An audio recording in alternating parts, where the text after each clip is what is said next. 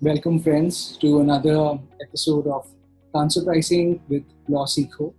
Uh, this is a series of episodes, rather, specially designed for working professionals in the field of tax and transfer pricing. This is an advanced level course which is being launched by LawSeco in collaboration with Amicus Advocates and Solicitors. What we are going to discuss about in this course is transfer pricing formulation. What are the key ingredients of transfer pricing policy making exercise? Well, so what we are going to understand in this is what are the key considerations that we should keep in mind. This is an advanced level course which is meant for working professionals. They may be lawyers, chartered accountants, company secretaries, already facing tax issues or coming into contact with transfer pricing tax questions on a day-to-day basis. We hope that our course on transfer pricing for policy formulation shall benefit such working professionals. A quick look at, so we will first have a look at the transfer pricing environment in the introduction section of this course. We are going to understand what are the key areas which Indian tax authorities are targeting. For example, they have particular focus on the information technology sector. Marking intangibles is another hot topic in transfer pricing. There are financial transactions like guarantee that have particularly come under scanner in recent times. From there on, we will move on to ingredients of transfer pricing policy. Well, friends, according to me, this is the heart and soul of transfer pricing. How do you exactly frame a transfer pricing policy? What are the factors that you need to consider for framing a transfer pricing policy in a related party scenario? We are going to understand the basic tenets of transfer pricing policy formulation with the help of case studies. Moving on from the case studies, we will consider actual audit experience. We will consider the controversies that have arisen from the transfer pricing audit experience and gone on to higher levels at the Income Tax Appellate Tribunal or at the High Court, and what has been the resolution of such problems.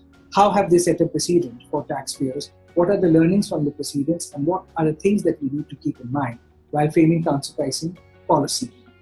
Finally, we will also have a look at some of the recent transfer pricing amendments that have sought to soften the rigors of transfer pricing regime in India. Having said all this, we really hope that this course shall equip tax professionals to encounter tax and transfer pricing problems with far greater confidence and probably even have answers to many of the questions that come up in tax practice. So my friends, just taking a quick look of what all will unfold in the advanced level course of transfer pricing policy formulation, powered by LawSeco and Amicus Advocates and Solicitors. Ingredients of transfer pricing policy. When we talk about ingredients, there are multiple factors to be considered. There are business objectives and constraints. There is an entire supply chain continuum. How the goods are moving across the supply chain. At what levels is value addition taking place, whether in India or outside. What are the alternative models that can be applied for transfer pricing policy formulation? Should we go for a cost-plus methodology, or should we do an hourly rate bidding? Should it be a simple cost-plus, or should it be a profit split? Is CUP method the right method? Can we really benchmark the transaction using CUP data? What are the benchmarking principles to be kept in mind? Whom should we benchmark? Should we be benchmarking the Indian entity always, or should we take a foreign tested party? What are the key considerations here which come into play? Again, coming to documentation. What is the fundamental documentation which is required for transfer pricing analysis? What is the importance of an intercompany agreement? How far can a soundly documented, adequately documented intercompany agreement prove as a defense in transfer pricing audits? What are the substantial questions in transfer pricing audit? How can we ensure that our transfer pricing policy is backed with substance?